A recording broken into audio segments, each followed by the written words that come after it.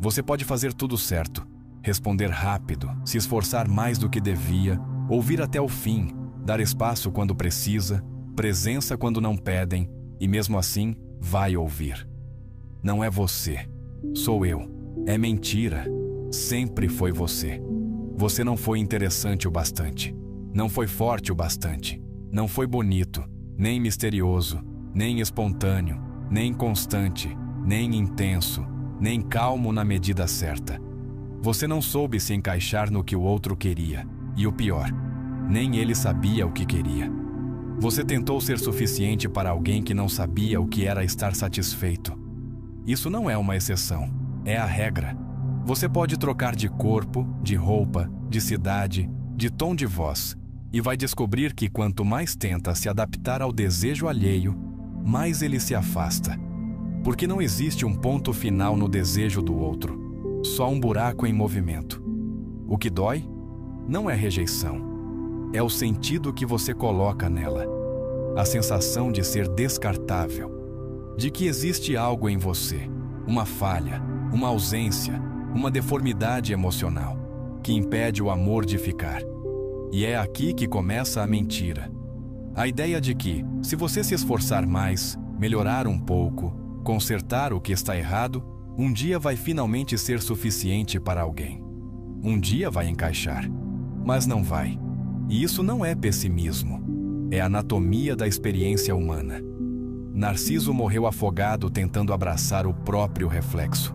E você ainda insiste em dar o seu coração para quem só sabe se olhar no espelho. O mito não era sobre vaidade, era sobre solidão.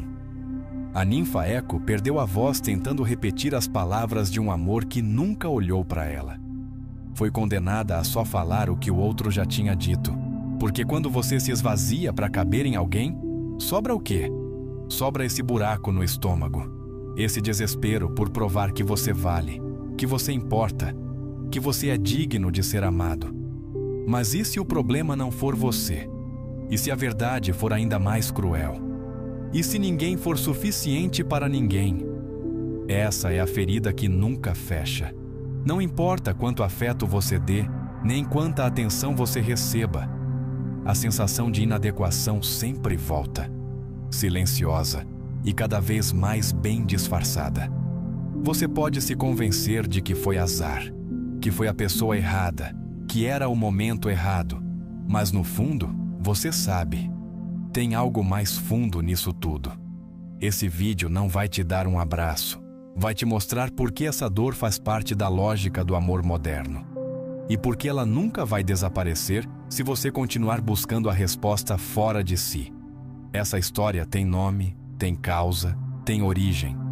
E quando você entender o que está por trás disso tudo, talvez, só talvez, finalmente pare de sangrar tentando merecer amor. Um corpo imóvel flutua sobre a água. A pele branca sem vida, os olhos abertos, paralisados num reflexo que não responde. À beira do lago, uma voz fantasmagórica repete, baixinho, como se ainda esperasse ser ouvida. Adeus! Adeus! Adeus! É assim que termina o mito. Narciso, o jovem mais belo da Grécia, morre apaixonado por sua própria imagem refletida na água. Ele se apaixona por algo que nunca poderá tocar e se recusa a amar qualquer um que não seja o reflexo de si mesmo. Eco, a ninfa que o amava, foi condenada a repetir apenas as últimas palavras de quem ouvia. Tendo perdido sua própria voz, ela se esconde em cavernas, desaparece lentamente, até restar apenas o som, frágil, vazio, eterno. Essa história não é uma fábula sobre vaidade. É uma radiografia brutal da dinâmica que atravessa quase todos os relacionamentos modernos. Você ama como Eco, dá demais, se adapta, cala a própria voz para repetir o que o outro quer ouvir. Você espera que, ao mostrar que está sempre disponível, o outro finalmente te veja, mas ele só olha para si. Só ama o que reflete a imagem que ele idealiza. E então você sofre, não por falta de amor, mas por tentar sobreviver num amor que não te vê. Narciso não sabia que era amado, e Eco não sabia amar sem se apagar. Eles estavam condenados antes mesmo do primeiro olhar. O inferno são os outros, escreveu Sartre. Mas não porque os outros são maus. É porque os outros nos olham com olhos que nunca podemos controlar. O desejo do outro é um espelho torto. Você se curva, se dobra, se esvazia e ainda assim nunca é suficiente. Não porque você seja pouco, mas porque o outro não está olhando para você. E o mais cruel, quando finalmente te olham, é tarde demais. No mito, Narciso só percebe a presença de Eco quando está morrendo. Ele ouve a voz fraca dela no fim, mas já não há retorno. Agora vá até qualquer aplicativo de relacionamento. Role 10 perfis, 20, 50 talvez. Pessoas buscando o reflexo exato daquilo que elas já idealizaram.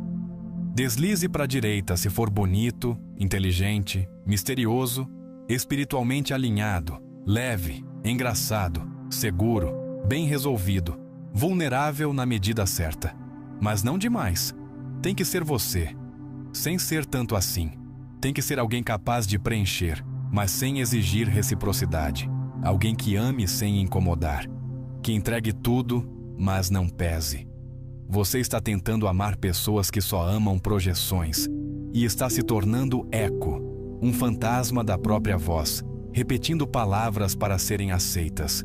Esse mito continua porque ainda acreditamos que, se formos doces o suficiente, fortes o bastante, bonitos o bastante, vamos quebrar o feitiço. Mas não há feitiço a ser quebrado. O amor que você quer não se encontra onde o outro está olhando.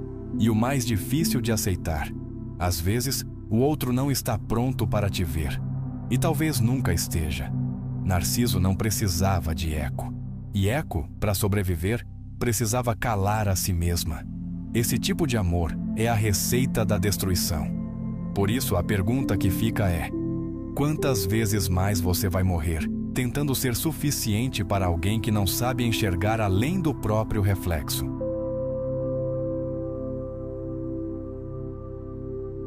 Você nunca será suficiente.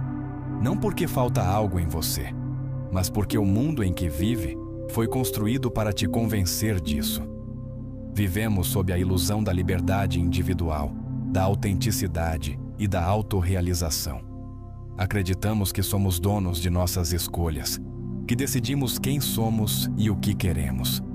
Mas essa liberdade é uma armadilha. Como escreveu Byung-Chul Han em A Sociedade do Cansaço, a sociedade do desempenho explora a liberdade de um modo mais eficiente do que a sociedade disciplinar. Hoje, você não é oprimido por um sistema que te proíbe. Você é esmagado por um sistema que te incentiva a ser tudo. Ser melhor, ser mais, ser único, ser desejável, ser produtivo, ser amável, ser suficiente. A violência agora é interna. Você é seu próprio carrasco.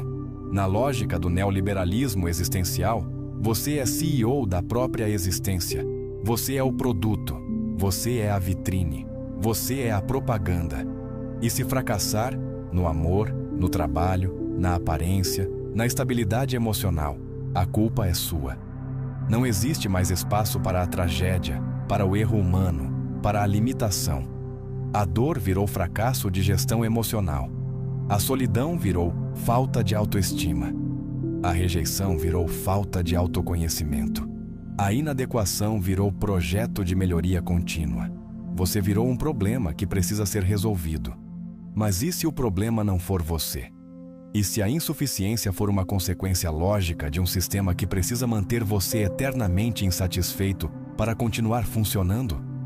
Simone de Beauvoir escreveu em O Segundo Sexo: não se nasce mulher, torna-se. O que ela denuncia ali, a construção social de uma identidade, é a mesma estrutura que se aplica hoje a qualquer sujeito contemporâneo. Você não nasce insuficiente. Você é moldado para se sentir assim. A identidade virou um campo de batalha.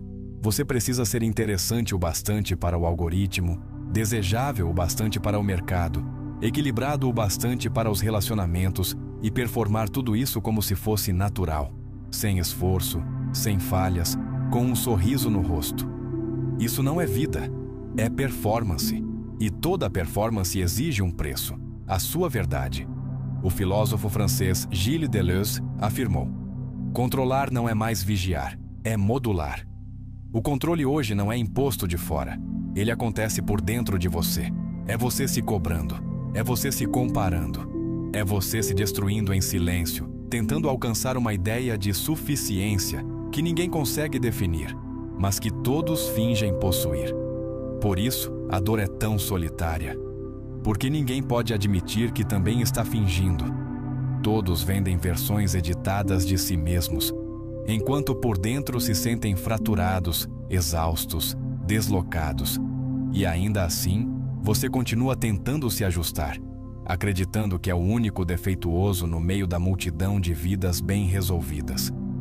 Você nunca vai ser suficiente num mundo que lucra com sua sensação de falta.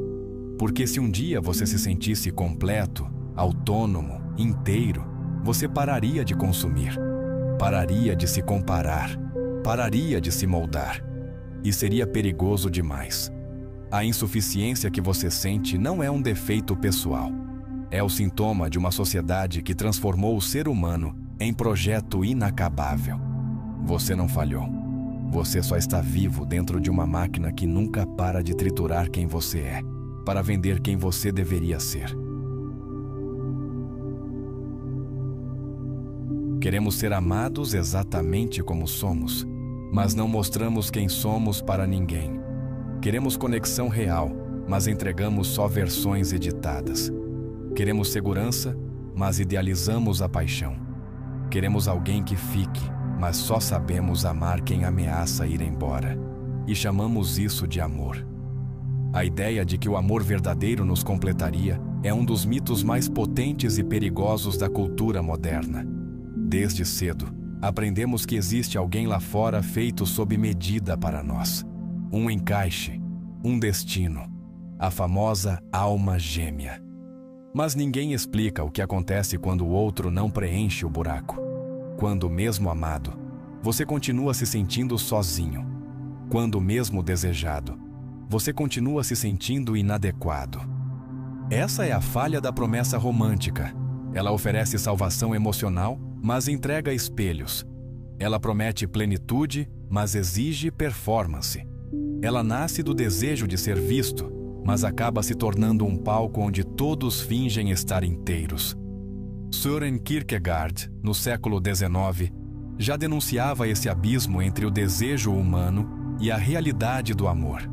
Em O Diário de um Sedutor, ele mostra como o desejo romântico frequentemente não busca o outro em sua verdade, mas sim na fantasia de completude que projetamos sobre ele. A infelicidade é que raramente se ama a pessoa em si, mas a imagem que se faz dela. Escreveu Kierkegaard.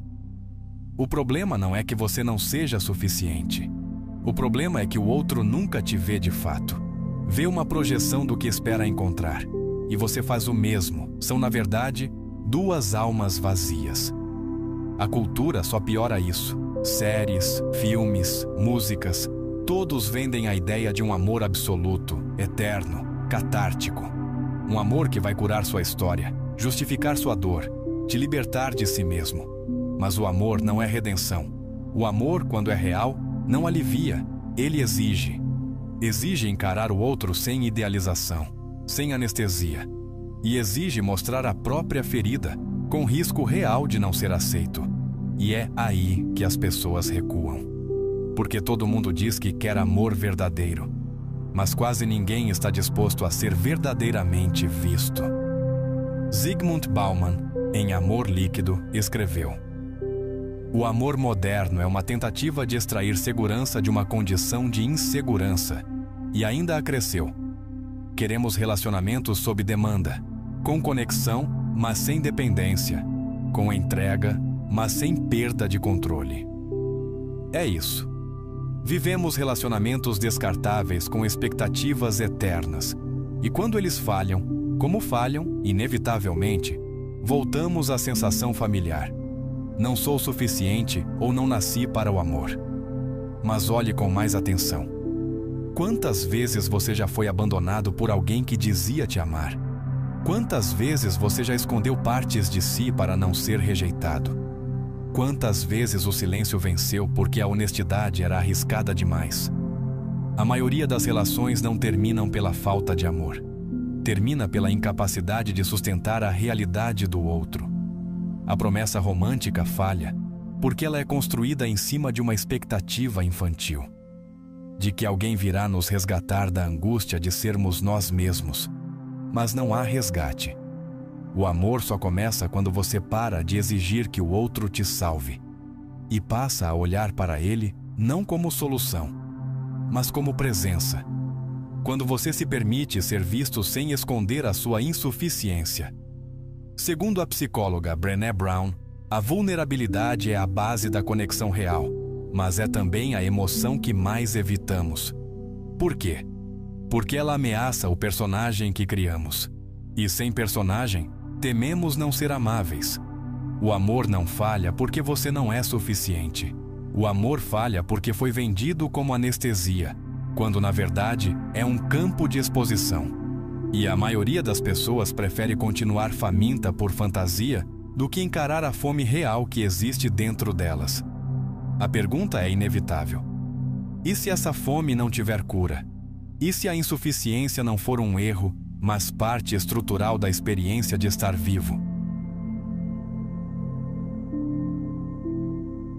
O despertador toca.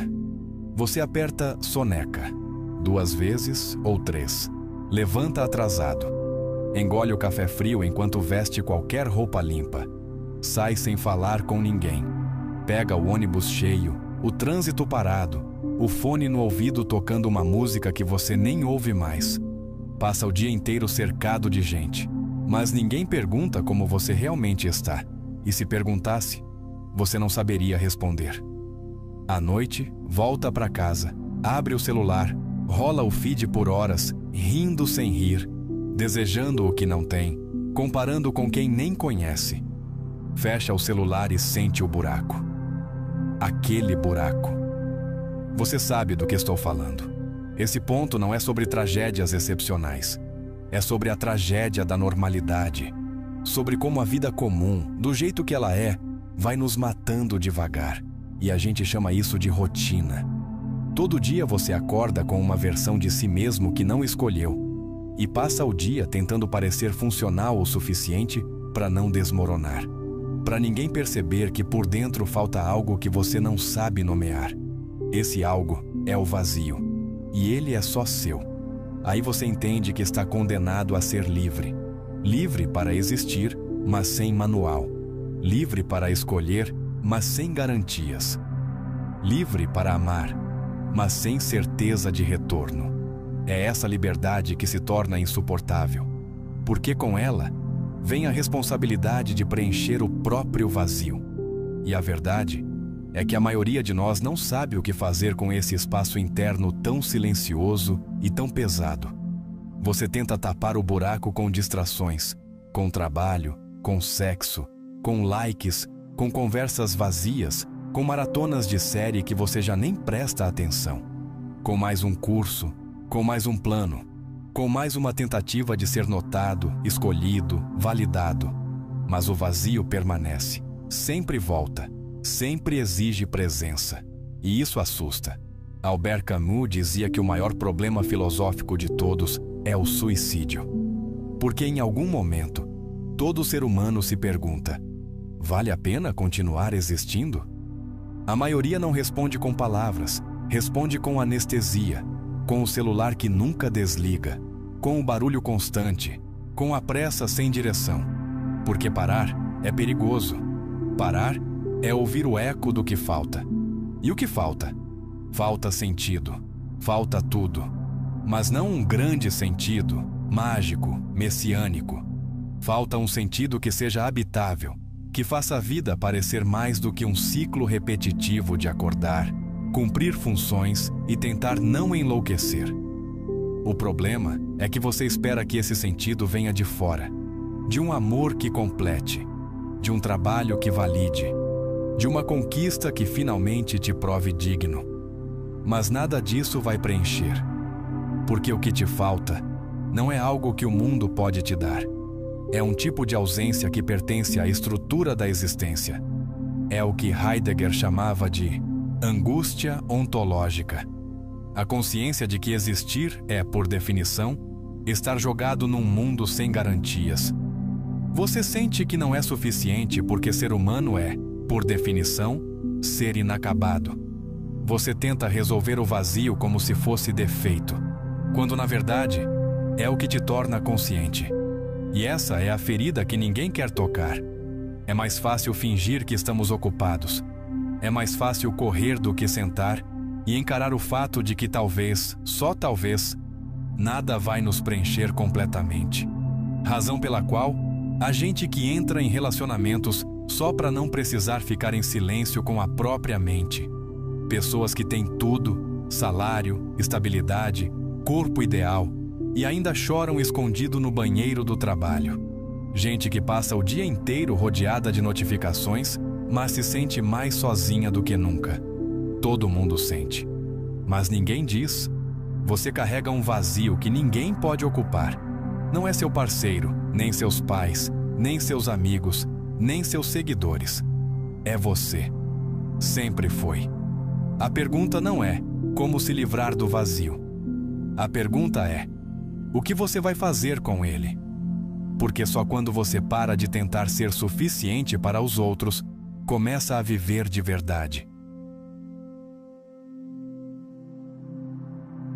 Você nunca será suficiente, e isso é o que te liberta. Essa é a sentença.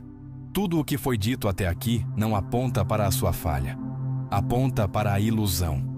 A ilusão de que existe um ponto em que você será completo, validado, amado de forma tão perfeita que a dor desapareça. Essa promessa é falsa. Você foi treinado para persegui-la, programado para se torturar por ela. Mas toda essa busca só produz uma coisa: exaustão. E agora você sabe por quê. Você tentou ser suficiente para o outro, como eco, apagando sua voz para ser escolhido por alguém que nunca te viu. Você tentou ser suficiente para o sistema, como uma peça bem polida numa máquina que transforma a identidade em performance. Você tentou ser suficiente no amor, acreditando que o outro traria alívio para a angústia de existir. E fracassou, não por fraqueza, mas porque nenhuma dessas promessas era real. Por fim, diante do próprio espelho, viu o que mais doeu aceitar. O vazio está aí, e ninguém pode preenchê-lo por você. Mas há uma virada possível. Uma virada rara, difícil e completamente sua. Ela começa quando você abandona a esperança de ser suficiente. Quando para de viver como produto, como solução, como alguém moldado para caber no desejo alheio. Quando desiste de agradar, seduzir, convencer, compensar. Quando aceita ser incompleto e ainda assim se escolhe. Viktor Frankl, psiquiatra e sobrevivente do Holocausto, escreveu Em Busca de Sentido: tudo pode ser tirado de um homem, exceto uma coisa, a última das liberdades humanas. Escolher sua atitude em qualquer circunstância, escolher o seu próprio caminho. Essa é a única liberdade real. Não ser suficiente e, mesmo assim, viver com sentido. Não porque o mundo te confirmou, mas porque você decidiu parar de mendigar amor e começou a habitar a própria existência. A insuficiência não é um problema a ser resolvido. É o chão firme, onde se constrói a coragem de existir com verdade. Pare de tentar ser suficiente e comece a ser vivo. Se você chegou até aqui, é porque algo em você recusou a mentira confortável. Você sentiu, na pele, no silêncio, nos dias em que parecia faltar ar, que há algo profundamente errado nas promessas que nos vendem. E teve coragem de escutar isso até o fim. Por isso, antes de qualquer coisa, obrigado. Obrigado por estar aqui. Obrigado a cada membro do canal que já caminha conosco. Vocês não são números, são pilares vivos desse espaço. É por causa de vocês que esse projeto continua a existir com verdade, com profundidade, com risco. Se este vídeo falou com você de forma real, então talvez você esteja pronto para dar o próximo passo. Continuamos com as portas abertas na jornada em Filosofia Pessimista, a Lúcida Escuridão. Não é um curso para curiosos, não é um entretenimento, é uma jornada intensa e transformadora, feita para quem tem coragem de olhar a existência nos olhos, sem filtros, sem promessas fáceis. Se você sente que já está nesse caminho, o convite está feito. E ele não é para todos, é para quem já sabe que não há volta. Agora, se você acredita nesse projeto e quer ver ele crescer, se espalhar, tocar mais vidas, você pode apoiar de outras formas também. Tornando-se membro do canal, você fortalece nossa estrutura e ainda recebe conteúdos exclusivos, bastidores e proximidade direta com quem faz isso acontecer. Ou, se preferir, pode usar o Super Thanks, que é uma forma pontual de apoio, mas que faz diferença real por aqui. E se agora não é o momento de contribuir financeiramente, tudo bem. A sua presença já importa. Seu comentário, seu compartilhamento, sua escuta atenta são formas de resistência. Você está fazendo parte de algo maior. Uma comunidade lúcida, honesta, sem medo de encarar as verdades mais duras da vida. Aqui, ninguém precisa fingir que está tudo bem. Aqui, ninguém precisa parecer suficiente. Aqui, a sua lucidez é bem-vinda. Estamos juntos, sempre. Na escuridão, com os olhos abertos.